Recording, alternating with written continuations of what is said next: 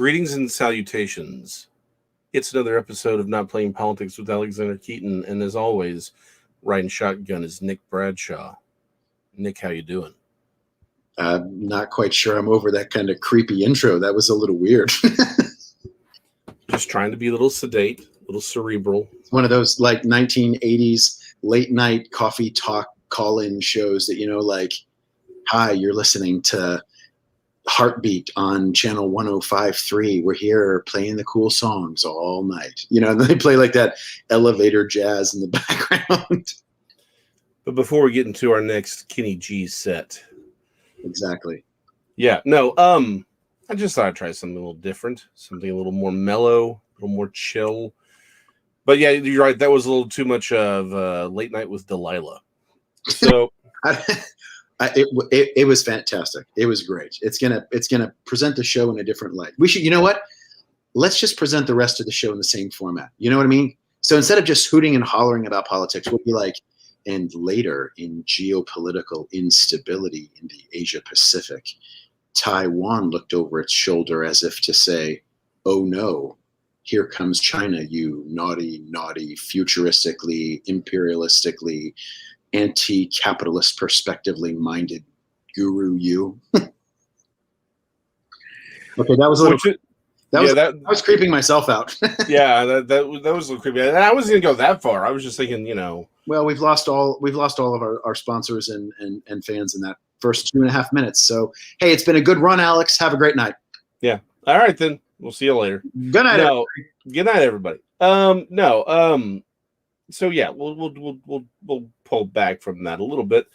But yeah, so as you mentioned earlier, tonight's topic, or title rather, is one bite at a time. Obviously, which comes from the old expression, how do you eat an elephant?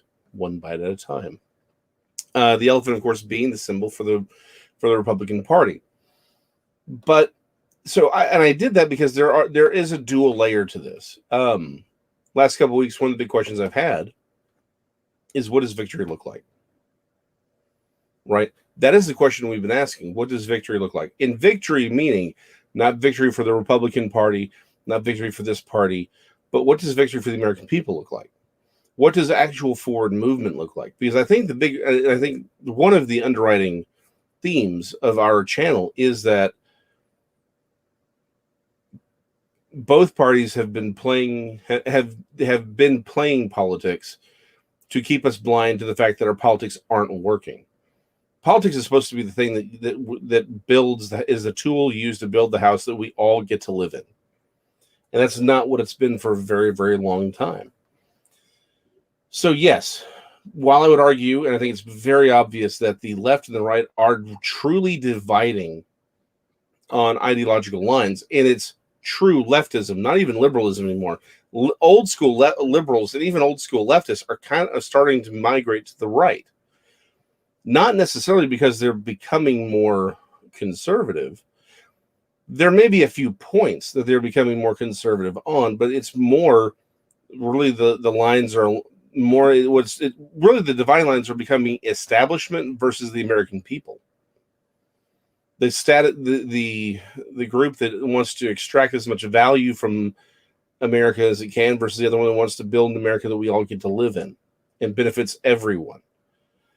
That's really the dividing line here.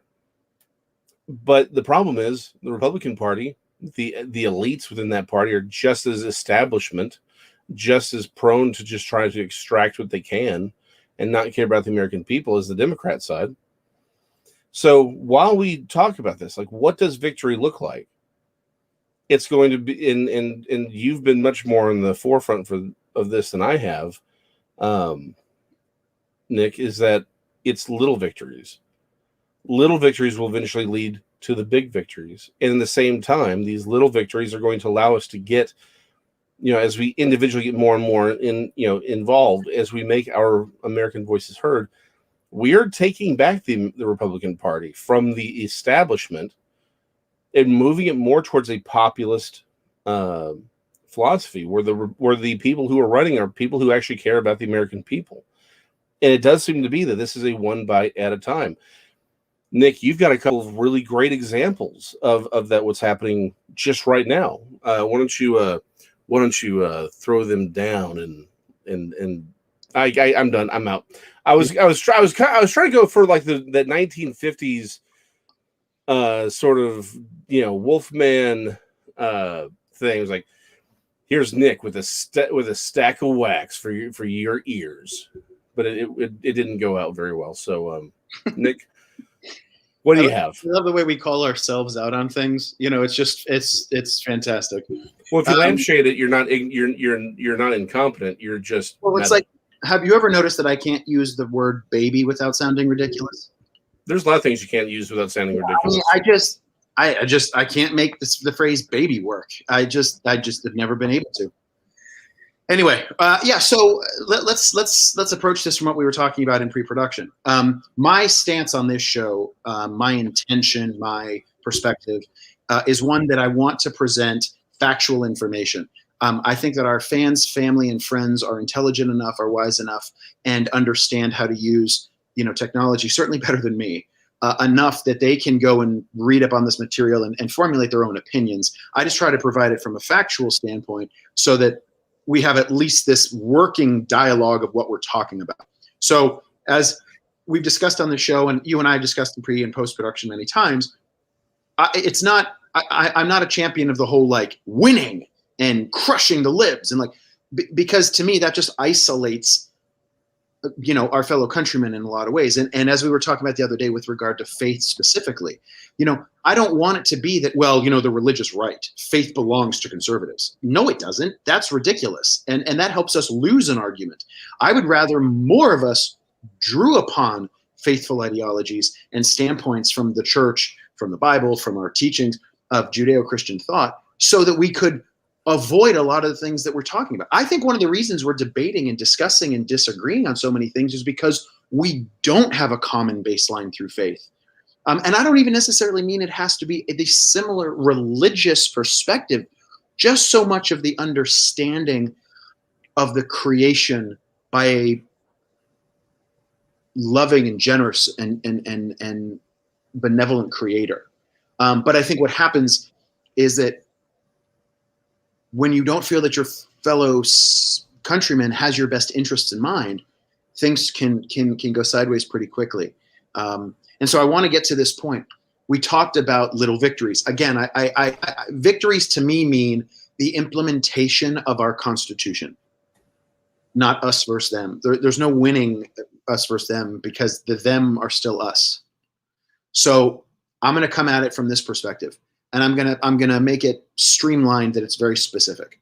Within the state of Texas, the great state of Texas, recently you have seen some pretty substantial items coming across or heading to the governor's desk or being pushed into a perspective that is much more advanced than it ever was before. And I mean under the previous administration, I mean under even more, Republican control or presence potentially. I'm talking about certain passages of legislation that are very important to us. And by that I mean, again, the implementation of the Constitution. So what I found striking coming out of Texas were 3 bills. 2 are kind of tied.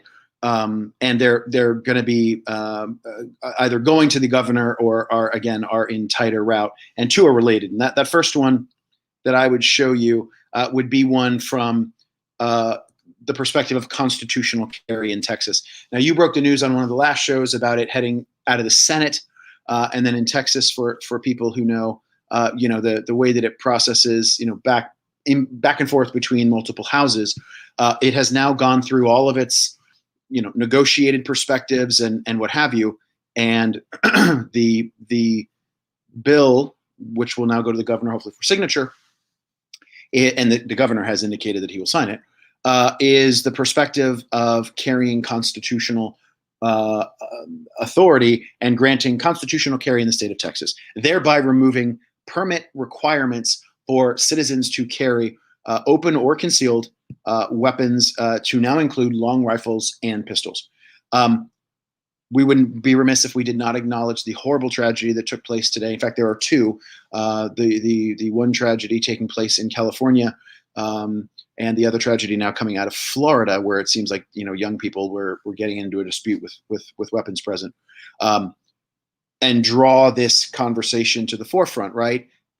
Do you see people being armed as a deterrent to this? If someone walks into your building, would you possess the fortitude to be able to draw your own weapon and take them down? That's a conversation possibly for another show. But in Texas, the bill heading to the governor's desk is that of constitutional carry. We didn't see that coming down the pipeline under a Republican House, a Republican Senate, and a Republican White House before. We are now.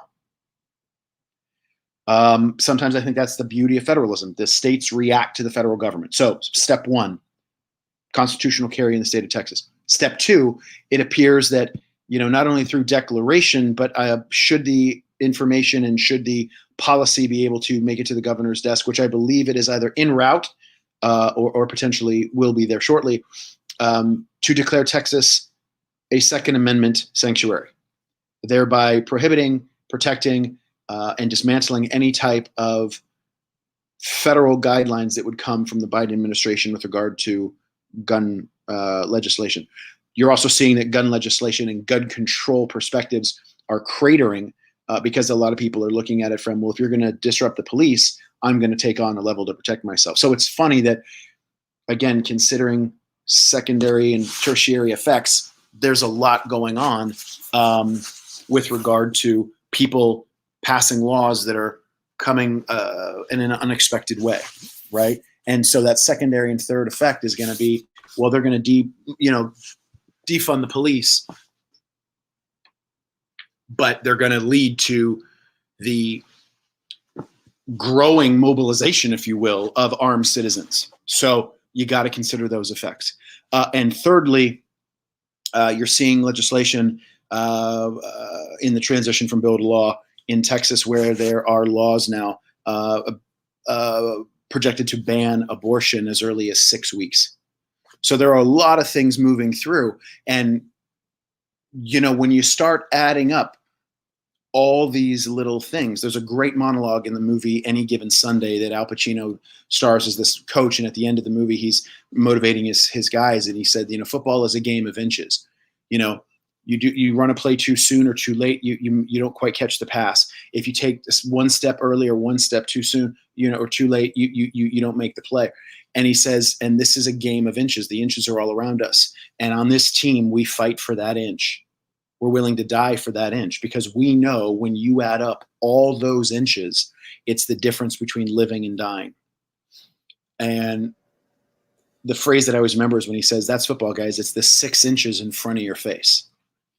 And you start adding these things up. States are passing, voting security acts. States are passing pro-life acts. States are passing educational recognition of, perhaps not implementing critical race theory in school curriculums.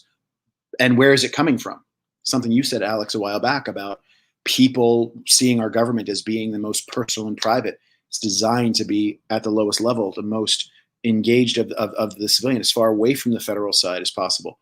And who's leading these fights against things like critical race theory? Parents. Who's pushing for these rights of election integrity? State legislatures. Who's pushing for these constitutional, not, I won't say constitutional amendments, but I'll say statewide mandates. Gun owners and politicians, of course, but you start adding all of that up. These were not things that were getting done under Paul Ryan in the House. These were things not getting done under Mitch McConnell in the Senate. These were things not getting done under Donald Trump in the White House. They're getting done in Texas. They're getting done in state houses and out in the field. You add up all those inches, and it's the difference between living and dying.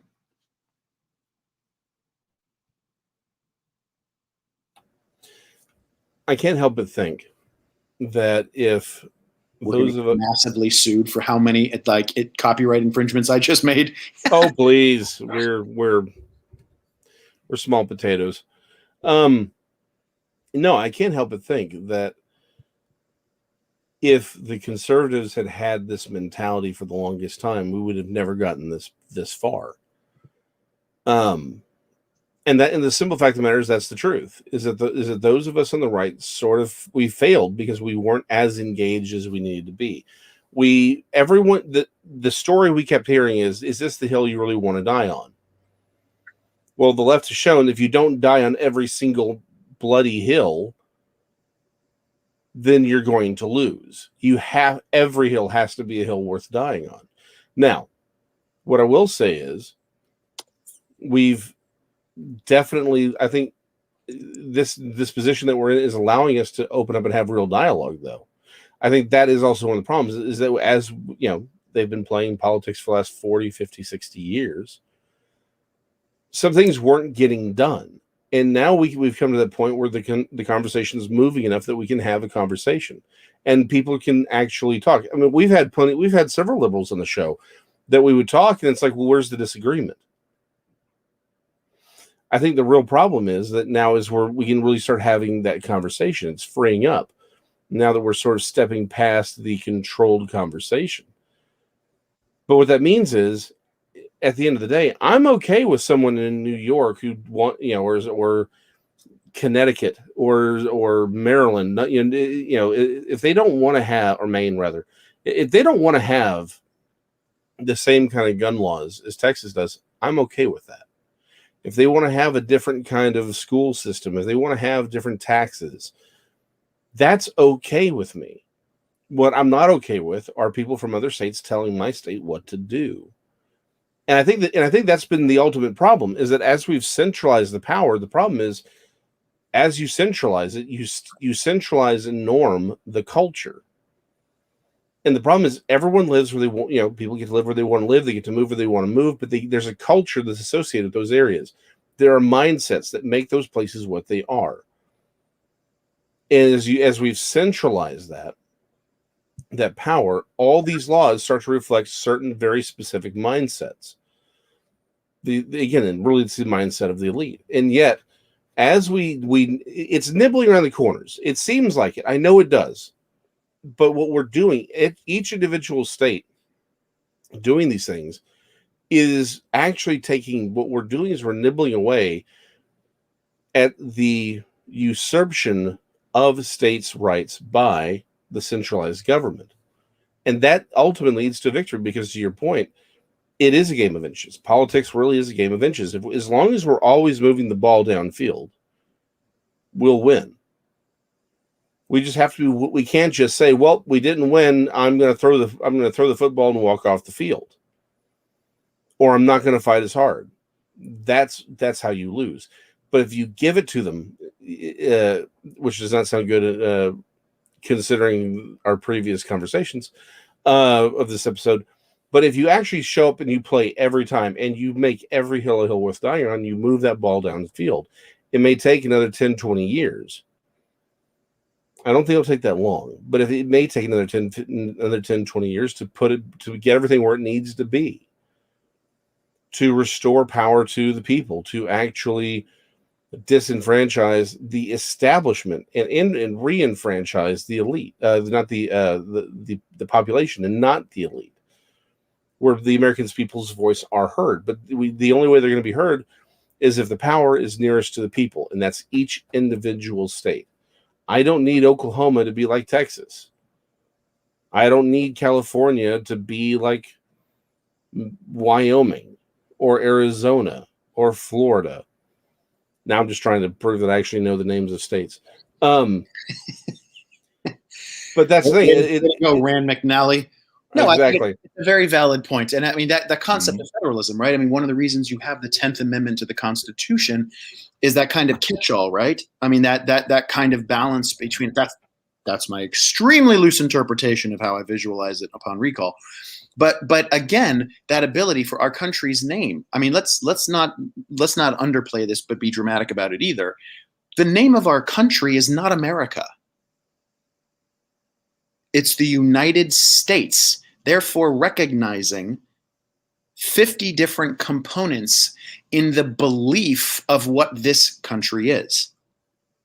each one of those states possesses the capacity through constitutional mandate or voting mandate or liberty or whatnot to leave under certain conditions. I would understand it. But I would say we need to be careful that I think that this last year, first, the last several years between the Trump administration and that of COVID, generated a lot of things that people didn't know what to do. You and I had this talk actually a very long time ago, and you and I were talking about, to the friends and family out there that know this about me, this is no new news, but to our fans of the show that may not know, as a film major in college, for undergrad, I enjoy movies and I think it's great. My degree was much more about interpretation, writing, argumentation, and discussing the subject matters of things that influence film and the social perspectives, blah, blah, blah. Point that I'm getting at is I have no shame in saying that I went to film school and my favorite movie is Top Gun, also Toy Story. I'm just going to say it. I'm not here to win points on picking the most random, German silent expressionist film I can find. That's not what I'm here for. But what I'm getting at is that you and I had a great conversation once when we were talking about the subject matter of zombie movies, because I can't stand scary movies. Not because they're scary. It's just they in my opinion, they make you force yourself to a level of stupidity when it comes to the convention. You know what I mean? Like the old days of like Friday the 13th, which when I was a kid, they were legitimately scary. Jason Voorhees was terrifying. But what I'm getting at is it would always be the situation where it'd be like, hey, we're out in the woods with no GPS or weapon or map or anything or food or shelter. I heard a sound off in the woods. I'm a 15-year-old kid with no sense of being able to track through this geography. You guys stay here. I'm going to go find out what's going on. Like, horrible. Okay. Advance that to the super highly produced and slick edited versions of zombie movies that started to take over, right? Not just the werewolf and the vampire stuff for the kids, but I'm talking like World War Z, I Am Legend, stuff that was going down that path. And one thing you said, Alex, it was very interesting, is you said zombie movies have very little to do with sickness about the person. They have to do with the breakdown of society. COVID, in many ways, revealed to us from certain perspectives, and I'm having a little fun here with the language, just, like teaching a media course, that it kind of mirrored that a little bit. Now, what they say in the media will be like, well, if you surrender your rights to the state, or this was a power grab, or all these things. But what did you see? Anything anybody said anywhere, we kind of went to one school of thought or the other. Lock yourself up in your house and never talk to a human again. Okay, we better do this because the television said so. Or the other side, forget it, this is all fake and none of it matters. Well, now we're seeing through studies coming out, well, there may be a little bit more to this. We need to reinvestigate and see what's going on coming out of the laboratories and to check all these stories. And that's fine. I believe that we need to pursue the truth in all measures, sure. But that context that you provided, I think resonates so accurately right now, that there was just this feeling of watching things just stop in the world. And we were like, wow, that really is that fragile. So until people started to fight back and care about it, and I don't mean fight back, burn things, get in the street, hit people. That's not what I mean. I mean, educate yourself, contribute, be part of the process, get involved. There are people on this channel right now, because I know their handles and I see their names and I know them in the real world. There are people on here who are parents who would make exceptional school board members, who are natural leaders, who are loving parents, fathers and mothers, who would be able to contribute to a tremendous environment for their children, nieces, nephews, friends, daughters, sisters, whatever. They would be wonderful. And I am officially calling out on them to consider doing such things. And you know who you are. I'm looking at you. I grew up with one of you. But what I'm getting at is that I think that there's an environment out there that those are the voices that need to be heard. Where are we seeing these changes? Mothers that are going into school board meetings that are screaming and saying, you will not do this with my permission to my child. Fathers that are getting engaged and standing up against this and saying, this isn't teaching us unity. This isn't teaching us this. The biggest problem that I've seen people talk about that resonates with me is not the significance about whether or not we need to talk about the importance of having conversations about race and identity. Absolutely. Let's have intelligent conversation about all of that. Where I struggle with people pushing perspectives or expectations, whether it's through critical race theory or people having this, it's not that I have problems with critical thinking. It's not that I have problems with racial conversations. And it's not that I have problems with theoretical approaches to things.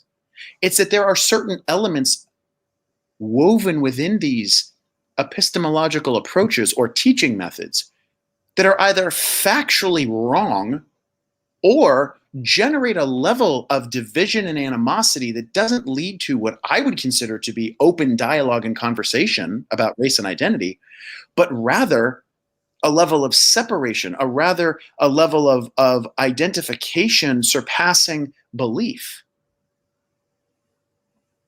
Whether it was Christ, whether it was our teachers, whether it was our military leaders, whether it was our families, whether it was our friends, they didn't say, I love you because ... I love you because. I don't recall Christ saying, I want to save all black people, or I want to save all Hispanic people, or I want to save all white people. Gay, straight, tall, short, Italian, Puerto Rican, French, German. No, it never even came into play. So if I struggle, he may have thought twice about the Italians at one point. Oh, are you kidding? He had the hand, he had the backward hand wave going, and for my Cosa Nostra, I will make sure to send the pathway shall be littered with basil leaves. But what I'm getting at is that there was a level of unity through that. I'm not saying we have to be blind. I'm not saying that we have to not acknowledge. I think we should celebrate. I've said this 1,000 times on the show. If I have a problem with some of these things being pushed, it's not about we need change in our culture. Okay, let's talk about it. But at least build it upon a factual accuracy. The only way that you can grow from something, I think, is to fully understand what it stands for truthfully. I want to take one quick moment here, looking at Bryanchulas, who is a fan of the mighty Roman Empire. And to his quote, SPQR. Without anybody Googling it, I'm going to toss this out here to you guys. If you would, in your box, please write what you think SPQR is. Again, there will be no Googling. But again, why? Because we need to understand where these things come from. I had a great chance to go to confession and talk to my priest. And it was funny. We were both joking about the wonderful lines from the Bible that we all love that aren't in the Bible. You and I talked about this, Yes. And the one father brought up is he was like, God helps people who help themselves. I mean, cool. Way to go. I believe that the Lord is boundless love, so therefore I want to believe in that positivity. Sure. However, I think that was Benjamin Franklin. and ironically, that was a quote you gave me shortly after I saw Father. So that was really funny. And the one that I recall is, and hold me out if I'm wrong on this, but I recall the cleanliness is next to godliness. Yes.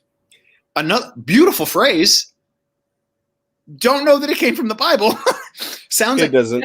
Definitely sounds like it came from a mother, but who wanted her son to not just be skateboarding in piles of muddy puddles and then coming in and eating dinner before washing his hands. But anyone who's ever had a teenager in their home has used this line. Exactly. But again, I digress. The point is, let's engage these topics. Let's do it. But where is this uprising coming from? And by the word uprising, I mean, where is the engagement coming from? It's coming from people making choices. If any of us on this channel put half of the engagement into our local communities that we, Alex and I, respect about each one of you taking the time to come enjoy and spend time with us, imagine what that time would be. We would volunteer to lose every single one of you on this channel if you took the 1 hour a week that you donate here and donate it towards a cause in your community. And we would do it with peace. We have no advertising on this channel. We don't press this channel. We have not at any point done it. That's not what drives us at all. What drives us is being able to turn something into a thought and making that thought tangible and applying it. So forgive me getting off track a little. Those little, whether you want to call them victories, wins, or just a reclamation of that idea of what those constitutional laws are. Those are important things. And, you see it as, well, the Trump administration or the Biden administration, and then it's just, well, that's it. We're just done. COVID gave a lot of people a lot of time. And now that that's going away, I don't think you're necessarily going to see those large swath movements that you did. Now, depending upon what happens to the economy, how many people are out of work, how much they're trying to get on, things moving there with regard to how the government's going to view, these tremendous spending bills, we'll see what happens. And as we've decreased law enforcement, who knows? But COVID basically put the entire planet on pause, and people went to places. And the right has never really struck me. The conservative movement has never really struck me as one that is rapid in nature. It doesn't seem to be driven by expediency so much as it seems to be a little bit more pragmatic, a little bit slower, a little bit more methodical. So maybe now when we're seeing this fight back, now this engagement, this retort, this response, maybe we've got something that's going there. We'll see. But I think that when we account for things like voter integrity and this and that, every one of those is an extra nail in the plank holding this ship together.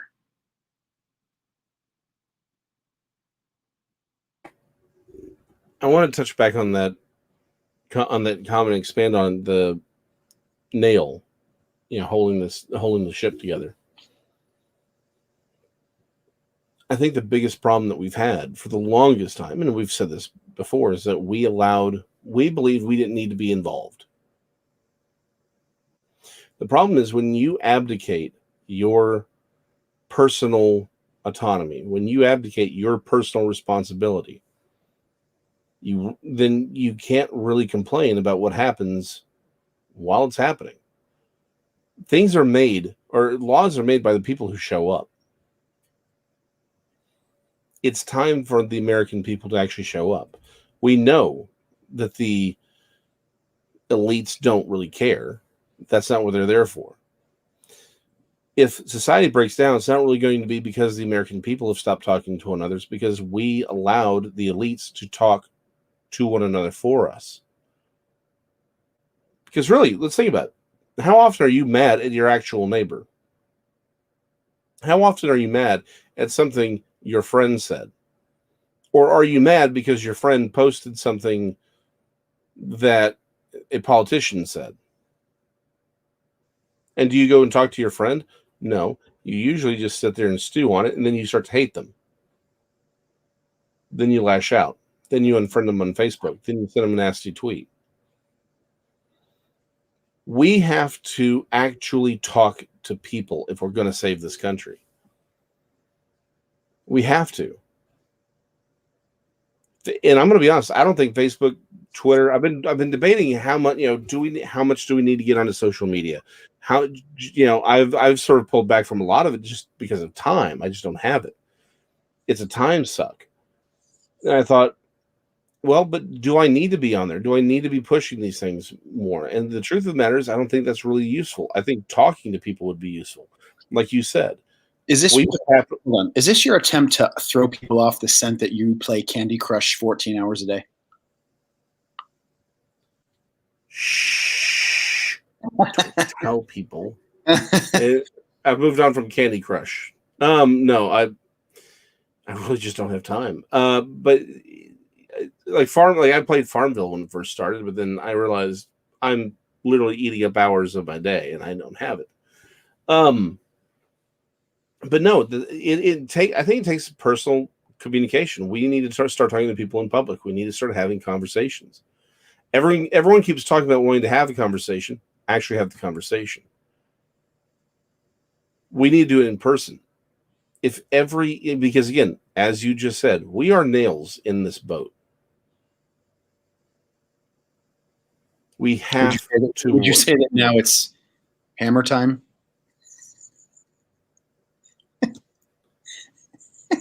Good night, everybody.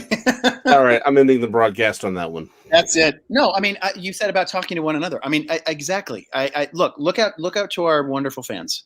Okay, look and friends and family and everyone there, and see where it is. First off, to Cheese Freak Ginger Snap. I mean, the level of integrity of the people that listen. You guys are a model to us at all times. We want to thank you. I love how they wrote. I had already searched SPQR, so I'm already disqualified.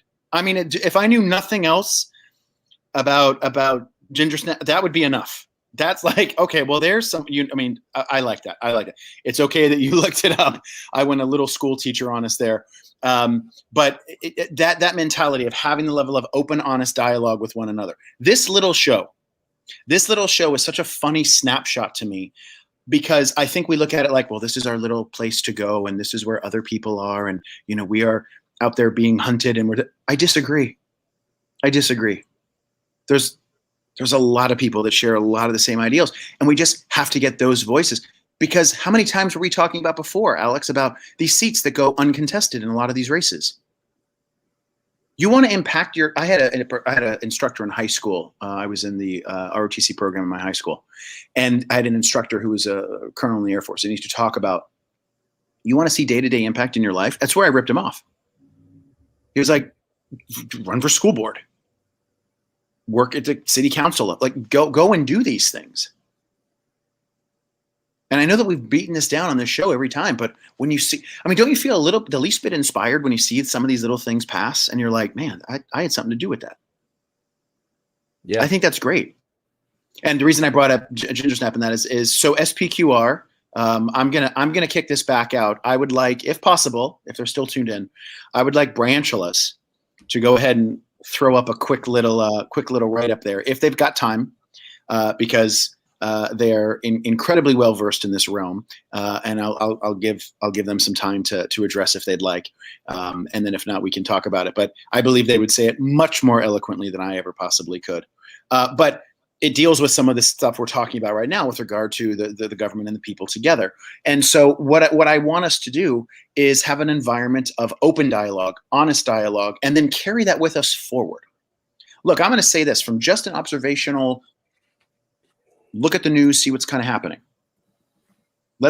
And you and I've had this talk before. I don't want to take some politicized, opinionated perspective. That's not how I choose to present myself. But what I would say factually is, let's look at it like this. The Biden administration came into the White House, and there was many would say, radical viewpoints that were present, whether it was about DC statehood, blowing up the Supreme Court, blowing up the filibuster, adding states, opening the border, levels of inflation, Middle East instability. Just keep going, right? Funding the military, all these things that you're seeing. Okay. What has legislatively, not through executive order, what has legislatively been passed? Other than a COVID relief bill that was pushed through, worked on by the previous administration, but pushed through reconciliation, minus that, which was used as almost a money, I don't want to say scheme, that sounds negative, but you guys know what I mean. That was a manipulation of money to be put through a process to fund to get out to the American people, which if it helped one person, I'm not going to have a problem with people being helped that way, even though the price tag is ridiculously high. What administrative achievement, what legal achievement has been made? And I'm not asking flippantly. I can't think of any. I can't think of one single congressionally approved mandate that's been passed. Now, what has happened? Multiple states have advanced Second Amendment rights. Multiple states have put in fail-safes against abortion. Multiple states have worked towards voter election integrity. Those are things that are happening. So do we put do we put a guy in the White House and let the inability of that administration to proceed forward lay fertile ground for the rest of the opportunities for things to grow? This is why, if you go back and check some of our previous shows, I remember saying on this show, it seems like to me Republicans almost know how to operate in the minority more effectively. Now, one thing I do want to call out before kicking it back over to you, Alex, is, as you know, I am a stickler for certain facts. I'm a very detail oriented person, and I would like to speak directly to a salty one because I believe there was a claim made, and it needs to be properly articulated. This salty one, and I hope I'm pronouncing that properly, made a comment. There was an F-15 in Top Gun, right?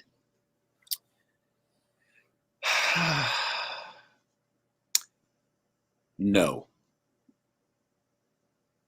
That is all.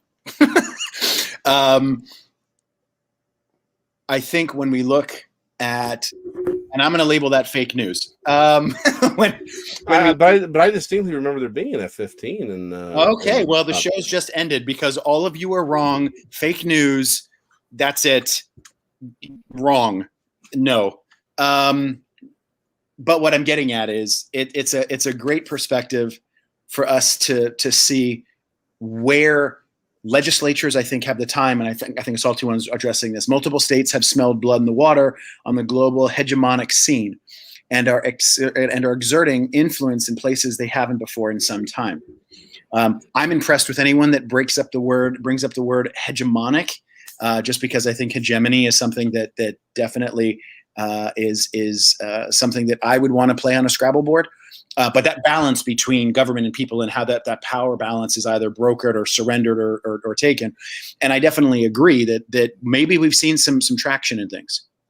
We had a Republican president, House, and Senate, and couldn't advance gun. But now we have to look at the social spectrum.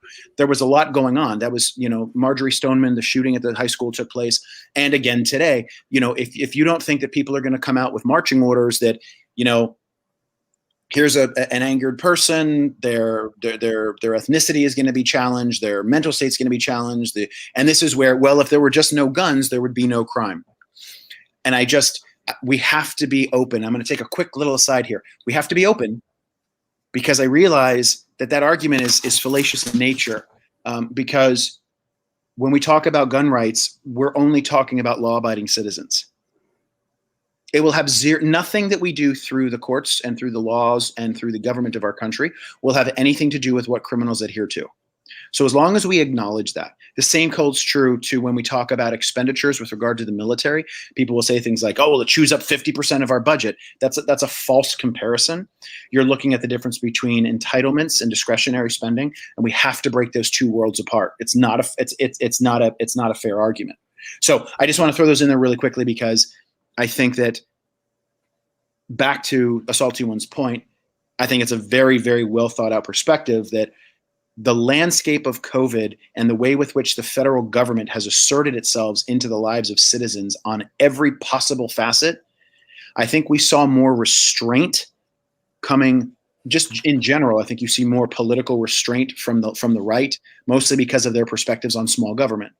Than you do from the left. And I don't say that with any politicalization to it. I say that with just a historical perspective of the context with which I believe each group views government.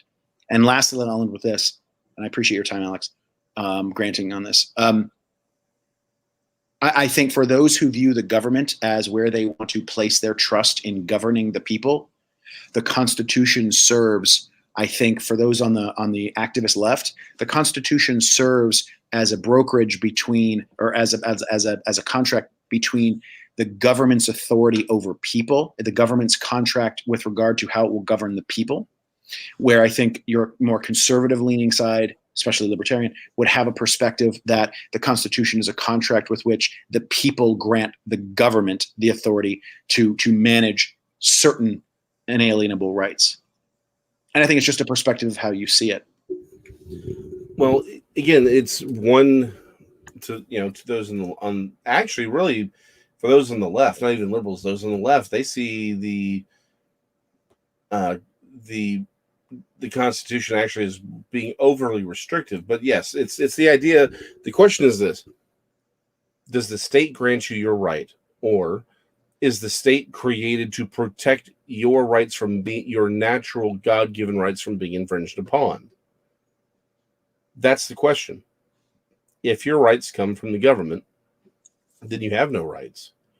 your rights are whatever the government deems them to be. But if your rights come from God, our Constitution and our Constitution is predicated on that idea, then your rights are inalienable. They come to you because you're human. And the government's sole legitimate job, is to protect your rights from being infringed on either by another individual, another group, or the government itself. That's why the Constitution exists. That's the mentality that we don't have, though, at least broadly throughout the country. Most people wouldn't say that. They would argue that their rights come from the government. The government grants them their freedoms. And that's the problem. We have to change people's minds, which again is going to take time. It's going to take reclaiming the education system. It's going to require us talking to kids and explaining these things and making the arguments and doing the work and being a nail. It's going to take being that nail that's driven into that board and holding it to hold this boat together, because if we don't, then it collapses. And if it collapses, where do we have left to go? Where will we find freedom? If we go, it all goes with us. And I think that's why those little victories, whether they're victories, achievements, recognitions, reassertions of the Constitution, that's the way that I would see it, right? A reassertion of the Constitution, I think, are so important. And so, again, does the home team waving the biggest banner in the world have as much as an effect as these quiet little things you're seeing along the sides? I don't know. But I think that Texas alone in the last month has demonstrated an awful lot of an ability to demonstrate a platform, a template, for states to do that. And again, you're seeing other states, pass things. And I think to a Salty One's point, which he stated very, very thoughtfully here. Unfortunately, if you all notice the comment beneath it, he says he undermines his argument by saying you can't refute the awesomeness of the eagle. I would agree with that from the perspective of the bird and the national, our national animal, our national symbol. But I would say with regard, he made a typo. What he meant to say was you can't refute the awesomeness of the tomcat. But anyway, that's neither here nor there. And we're going to learn how to block people on this channel. But what I was going to say was, I think tonight the perspective was in our pre-production talks, it's bouncing those ideas back and forth. We spend a lot of time up at the 30,000 foot level. This administration is going to lead to the inflation growing and therefore suppressing of jobs, which is going to impact the housing economy, which is going to drive this back, which means China's going to come. Okay, cool. And we can address all that, and that's fine. But day in, day out, we need to have an ability to look up, to get out of bed, and to poke our head above water and say, hey, wait a minute, this is okay. We've got an election coming up in about, we could say 18 months, but that's not actually true. The election is going to kick into full gear in about a year. Yeah. So what are we doing to be? What are we doing? And I'm asking our folks out there, what are we doing? what are we doing? Salty one. What are we doing? What are we doing right now? We're complaining on a YouTube channel.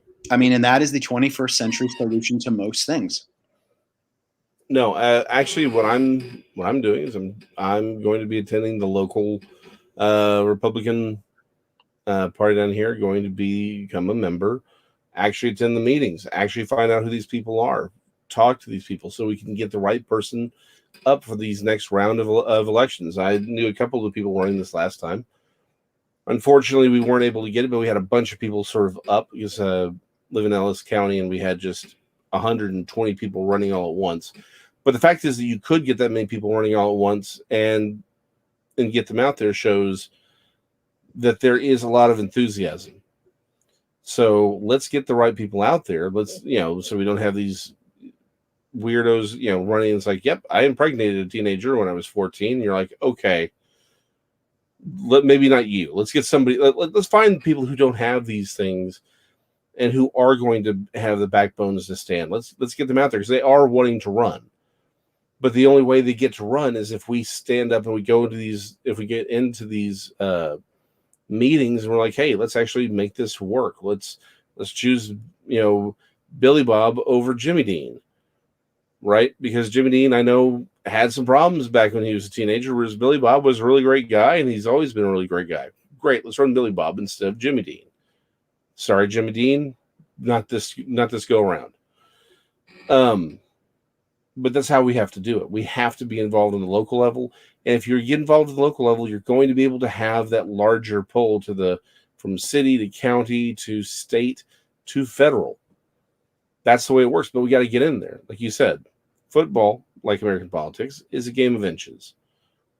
And the only way we do it is if we strive for every single inch on that field, because every inch we give up is an inch they don't have to fight for. So that's why I think right now, when we have our wonderful fans and family and friends on right now, why don't we look at finding a way to, if a lot of you are either listening on your phones or listening on your computers, you've got a moment right now that I would support, encourage, motivate, and cheer you on to check out the websites of your local, whether it's party locations or school board meetings or city council meetings, and get those voices involved. Share that passion, get that voice out there. Think about what it is that you want to address and thoughtfully go express it, because that's how things get changed. And courage can go from a whimper to a roar if fueled by thoughtful words. Jay, when we were speaking earlier this week, actually I think it was yesterday, Alex and I were talking about, if we rely upon a person, we were having a conversation, and as we round the turn here, coming to home base on this, Alex, you and I were talking about the concept of the Trump administration, Trump as a figurehead, what it is that he is. And we were discussing the concepts of how many different people want to look at a person: JFK, Reagan, Trump, Obama, whoever you want to look at. And I think what you have to do is you have to realize that the ones that were successful were not people that were identified by their personhood. They were people that were identified through their message. They were messengers. I think someone like Ronald Reagan was a messenger. He brought about a perspective. Yes, he was a Hollywood star. He had celebrity behind him. He had been in politics. He was known. Sure. But I think there was a message there. When you were a Reagan voter in the 80s, you were in line with the zeitgeist. You weren't fighting against it. When you look at someone like Barack Obama, I think that Barack Obama very much tried from a left-leaning perspective to have a lot of social changes in the government. But I think he alone, if you look at the factual information, Democrats lost 964 seats, I think it was, under his leadership. It was a personality that you were following. I mean, what outside of Obamacare, what message would come from the Obama administration? Again, not flippantly asking, what message would be the dominant message? I can't think of one. I don't have one. With Trump, I think there was still another thing where he followed that line of whether you liked him or not. He was definitely a huge personality, and there are a great many people who aligned with him. But the longer term effect that you're seeing, which is why these states, I think, are pushing for some of these changes, is because a lot of the messaging that he brought, nationalist populism, America First perspectives, were things that resonate with people. And now you've got generations of people running after him on those same principles that are going to try to pick up a lot of seats. Yeah. No, I completely agree. I think that's exactly what's happening. And to the point, it needs to be, I think the problem is we got a lot of people got very comfortable with Trump being the one leading and said, oh, well, as long as he's doing what he's doing, we'll be okay. And so now with him sort of moved out of the way, the impetus is back on us where it should have been to begin with. So on that note, I would like to inform Brian Chalice that it is I that is currently sailing the open seas in a wooden boat. It's hard out there for a Viking. That's all I'm saying. It is what it is. Love does not win. but you know what does win is patience. Patience. I had a very wise teammate once tell me when considering some changes taking place in and around my hemisphere. I said, we were discussing prayer, and I said, what is it that I could be thoughtful of and thinking of right now? And the response was wisdom and clarity. And I think that applies to so many things. I think it applies to faith. I think it applies to politics. It applies to our family. It applies to our dreams. As we've said before, let's consider what justice looks like. And we need to stop thinking that we're observers. We're not observers. To everyone listening to this show right now, we are not observers. We are the main characters in our own play. The only difference between Alex and I have no authority, no power, no capabilities, nothing that any one of you on this channel couldn't go and do. The difference is we just went and did it. And I don't say that flippantly. I don't say that like you're not doing something. I'm just saying we literally threw up a YouTube channel. Alex's amazing artistry came up and came up together with the drawing, the logo that you see, which is fantastic. I actually have that as the background on my phone. But what I'm getting at is we just put it together. You guys do more work by checking in and being a part of it, and we appreciate that. So what are you going to go do? We're going to continue. I've written to the local party. Alex is participating in those ways. Let's get you guys out there. Because I fundamentally believe that love does win. Truth does matter. Facts are important. And sometimes we just have to call out the bad facts with the actual facts. We change bad ideas with good ideas. And that's not only how we win, because winning is not the right metric in my mind for this. That's how we progress truthfully. That's how we become better. I couldn't agree more. On that note, I say we will bid you adieu, but not for a week, but we'll have to bid you adieu for 2 weeks because I am off next week. Apparently I'm Viking around the world in my dragon-headed ship as we bounty as we sail across the seas. But no, we'll be off next week. We'll be back the following week, and then I think we may have a little bit of a break after that, just because there's some things coming up that we will have to take care of. But until then, Nick, you be good. Y'all watching, whether live or recorded, y'all be good. Because I know Nick's going to be good no matter what we tell him to do. In fact, he should probably be just a little bit bad every once in a while.